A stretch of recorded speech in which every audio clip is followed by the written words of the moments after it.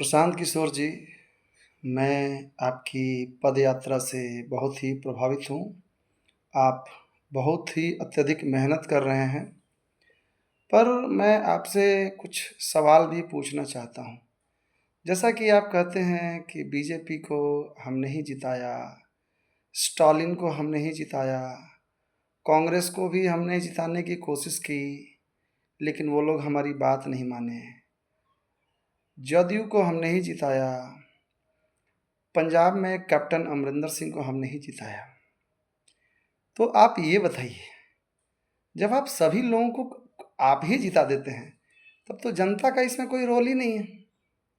और जब जनता का रोल है ही नहीं, तो फिर आप ये गांव-गांव जाके धूल क्यों फाँक रहे हैं? जब आप सभी को जिता रहे हैं, तो आप अपने आप को खुद ही क्यों नहीं जिता देते?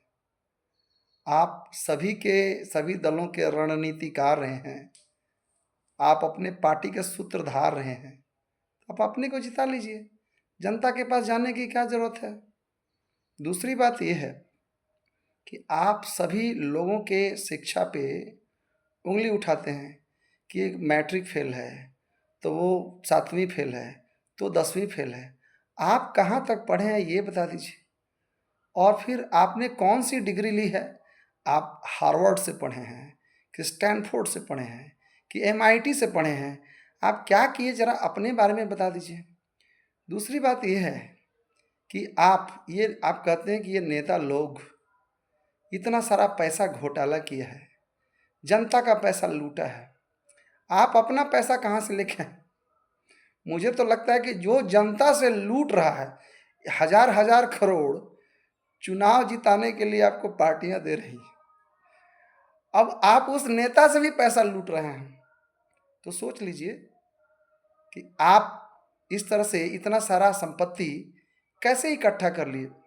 आप अपने आप को ये कहते हैं कि हम मुख्यमंत्री नहीं बनेंगे, तो मुख्यमंत्री आप नहीं बनेंगे, ये बात सच है।